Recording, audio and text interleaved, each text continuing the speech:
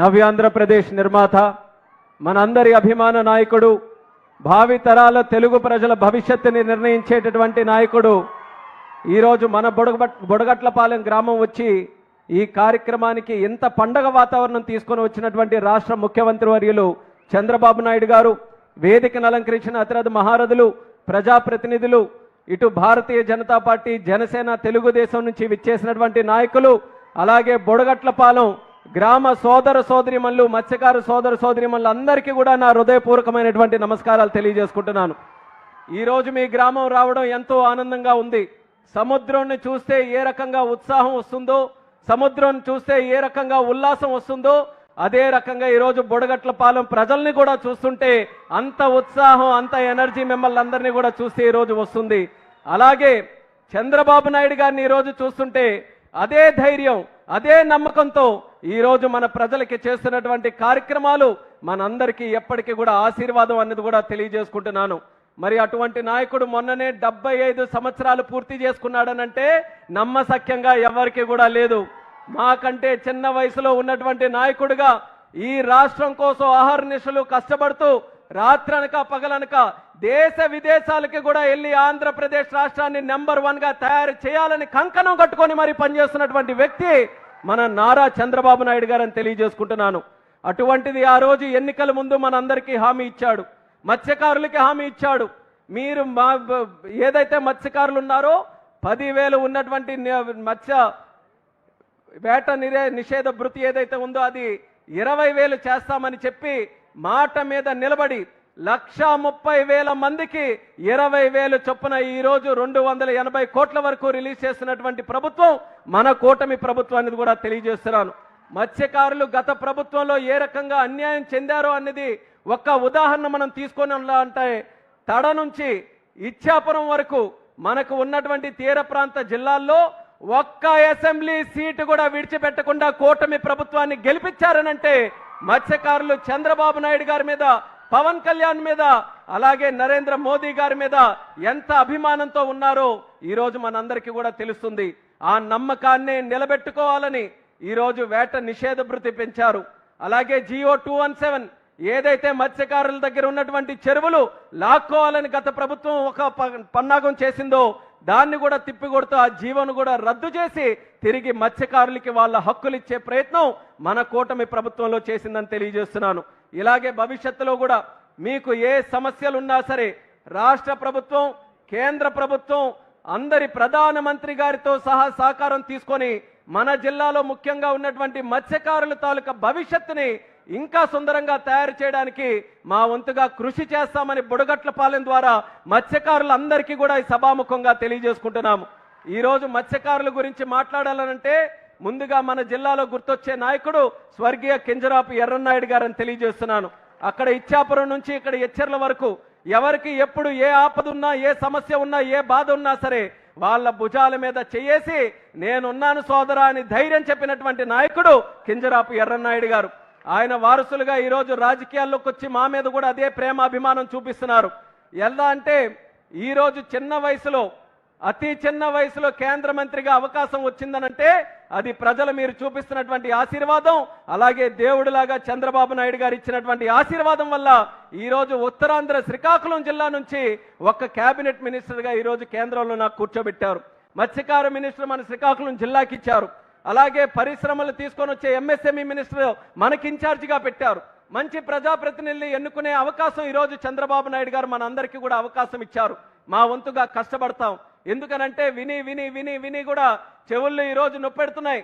శ్రీకాకుళం జిల్లా అంటే వెనకబడిందని మార్చాలి, తలరాతలు మారాలి, శ్రీకాకుళం సెట్ అవ్వాలంటే మన మైండ్ సెట్ మార్చాలన్నది ఇక్కడ ఉన్నటువంటి ప్రజలందరికీ కూడా నేను కోరుకుంటున్నాను. సముద్రం ఎంత సంపద, గంగమ్మ తల్లి తెలిసి ఎవ్వరికి కూడా మోసం చెయ్యదు. గంగమ్మ తల్లికి పెట్టడమే తెలుసు తప్ప ఏ ఒక్కరిని కూడా ఇబ్బంది పెట్టడం, చెడగొట్టడం, మోసం చేయడం తెలియదు. అటువంటి సంపద మన గంగమ్మ తల్లి, మన సముద్రం మన చుట్టూ ఉంది. చిన్న చిన్న దీవులున్నాయి ప్రపంచంలో, 4 అడుగులు ఉన్నటువంటి దీవులున్నాయి. సముద్రాన్ని చూసి అవన్నీ కూడా బ్రహ్మాండంగా డెవలప్ అయ్యాయి. మనం ఎందుకు డెవలప్ కాకూడదనేది ఇక్కడ ఉన్నటువంటి ప్రజలందరూ కూడా ఆలోచించాలి. మనం ఎక్కడెక్కడికో వెళ్తున్నాం, గుజరాత్ వెళ్ళి పనిచేస్తున్నాం, చెన్నై వెళ్ళి పనిచేస్తున్నాం, వెస్ట్ బెంగాల్ వెళ్ళిపోతున్నాం, కానీ ఇక్కడే మనం పోర్టులు ఏర్పాటు చేసుకోవాలి, హార్బర్లు ఏర్పాటు చేసుకోవాలి, జట్టీలు ఏర్పాటు చేసుకోవాలి, పర్యాటక రంగం తీసుకొని రావాలి, పరిశ్రమలు తీసుకొని రావాలి. ఇంకా అవసరమైతే ఏ కార్యక్రమాలైనా మనకిక్కడికి రావాలి తప్ప మనం గడప దాటి వేరే పరిస్థితికి రాకుండా ఈ ప్రభుత్వం అన్ని రకాలుగా చర్యలు తీసుకుంటుందని తెలియజేస్తున్నాను. మంచి మంచి ఆలోచనలు ఉన్నాయి. ఇప్పుడే అచ్చెన్నాయుడు గారు చెప్పారు, సుదీర్ఘమైనటువంటి తీర ప్రాంతం ఉంటే ఇన్నాళ్ళకి కూడా ఒక్క పోర్టు మనం కట్టుకోలేకపోయాం. కానీ ఈరోజు చంద్రబాబు నాయుడు గారి ఆశీస్సులతో మూలపేటలో అద్భుతమైనటువంటి పోర్టు ఒకటి పూర్తి చేయబోతున్నాం. పోర్టే కాదు, ఎయిర్పోర్ట్ కూడా మన శ్రీకాకుళం జిల్లాలో ఏర్పాటు చేయాలని ఆయన ఒక ఆలోచనతో మాకు దిశా నిర్దేశం చేశారు. భవిష్యత్తులో జిల్లాలో ఒక ఎయిర్పోర్ట్ కూడా నిర్మిస్తామని ఈ సభాముఖంగా మీ అందరికీ తెలియజేస్తున్నాం. మిగిలినటువంటిది ఇక్కడ హార్బర్ కానీ, అలాగే మనకి కళింగపట్నం, పెద్దగనగల్లపేట, మన బారువ, మన మంచినీళ్ళపేట, భావనపాడు, అక్కడ కూడా హార్బర్లు జట్టీలు పెట్టాలని కేంద్ర ప్రభుత్వం తాలూకా సహకారం తీసుకొని కార్యక్రమాలు చేస్తున్నాం. అలాగే మీకు తీర ప్రాంతం నుంచి కోస్టల్ కారిడార్ ఒక హైవే పెట్టి మత్స్యకారులకి వాళ్ళు పెట్టుకునే చిన్న చిన్న పరిశ్రమలు కూడా ఊతమివ్వాలని చెప్పి ఒక ప్రత్యేక బీచ్ కారిడార్ కూడా చంద్రబాబు నాయుడు గారు ఆలోచించి భవిష్యత్తులో చేయబోతున్నారు.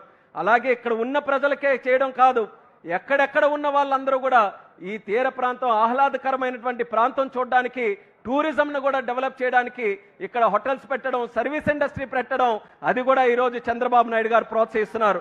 ఆయన చేస్తారు, నిధులు ఇస్తారు, కార్యక్రమాలు చేస్తారు, అవి ముందుకు నడిపించమని మా అందరికీ కూడా చెప్తారు. కానీ అవి సక్సెస్ఫుల్గా విజయవంతం కావాలనంటే ఇక్కడ స్థానికంగా ఉన్నటువంటి ప్రజలు మీరందరూ కూడా సహకరిస్తేనే తప్ప ఏ ఒక్క కార్యక్రమం కూడా మనం చేయలేం.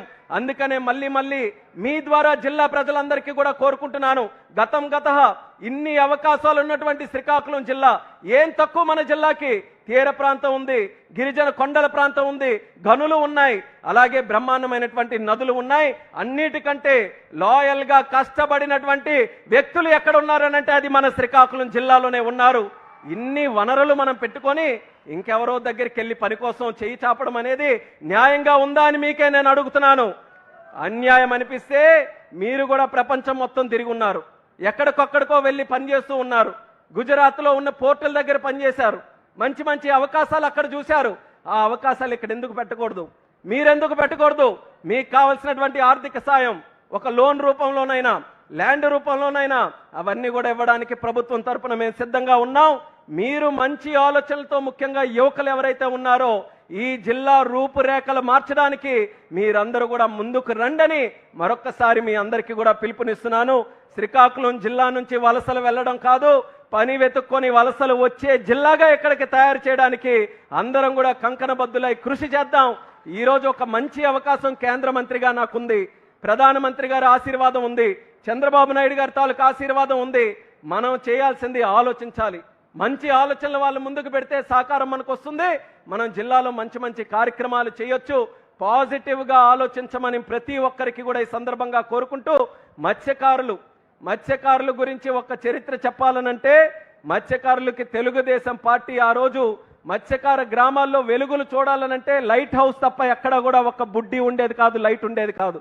అటువంటిది మత్స్యకార గ్రామాల్లో ఇంటింటిలో కూడా వెలుగులు నింపినటువంటిది తెలుగుదేశం పార్టీ ప్రభుత్వం. దానికి కూడా చరిత్ర తీస్తే మొట్టమొదట పునాది వేసింది స్వర్గీయ నందమూరి తారక రామారావు గారని కూడా తెలియజేస్తున్నాను. ఇసుక దెబ్బలుగా ఉన్నటువంటి మత్స్యకార గ్రామాల్లో వెలుగులు తీసుకొని వచ్చారు. అంచెలంచెలుగా మన తెలుగుదేశం పార్టీ కూటమి ప్రభుత్వం చేసినటువంటి కార్యక్రమాలతో ఆ వెలుగులు ఇంటి నుంచి మీ గుండెల వరకు కూడా తీసుకొని వచ్చాం. గతంలో ఆ వెలుగులన్నీ కూడా ఆపే ప్రయత్నం చేశారు. మళ్ళీ చంద్రబాబు నాయుడు గారు మత్స్యకారులందరినీ కూడా మళ్ళీ జీవం పోయాలి, మత్స్యకార గ్రామాలు మళ్ళీ వెలుగులోకి తీసుకొని రావాలని ఈరోజు బ్రహ్మాండంగా కార్యక్రమాలు చేస్తున్నారు. ఆయనకి భగవంతుడు మరి 10 కాలాల పాటు కూడా అటువంటి ఆయురారోగ్యాలతో మన అందరికీ కూడా మంచి సంకల్పంతో ముందుకు నడిపించేటటువంటి శక్తిని ఆయనకి ఇవ్వాలని, ఆయన ఆలోచన ప్రతి ఒక్కటి కూడా సక్సెస్ఫుల్గా కావాలని ఆ భగవంతుడికి, గంగమ్మ తల్లికి కోరుకుంటూ బుడగట్లపాలెం ప్రజలు అందరికీ కూడా నా శుభాకాంక్షలు తెలియజేసుకుంటున్నాను. ఈ కార్యక్రమం మత్స్యకార గ్రామాలనంటే 1000 గ్రామాలు ఉన్నాయి ఇచ్చాపురం నుంచి చూసుకుంటే. ఈ ప్రోగ్రాం ఎక్కడైనా పెట్టొచ్చు, కానీ ఆయన గుండెల్లో ఒకే ఒక పేరు వచ్చింది, బుడగట్లపాలెంలోనే పెడదాం. బుడగట్లపాలెంకి వెళ్ళి అక్కడ నుంచే మత్స్యకారులందరికీ కూడా డబ్బులు పంచుదామని ఈ ప్రాంతాన్ని ఎంచుకొని మన దగ్గరికి రావడం మన అదృష్టం అనేది మీ అందరికీ కూడా తెలియజేసుకుంటూ, ఈ ప్రేమ అభిమానం ఎల్లప్పుడూ కూడా మీరు కొనసాగించాలి. మీరు మంచి ఆలోచనలతో ముందుకు నడవాలని మరొకసారి తెలియజేసుకుంటూ మీ అందరి దగ్గర సెలవు తీసుకుంటున్నాను. జై హింద్, జై జన్మభూమి.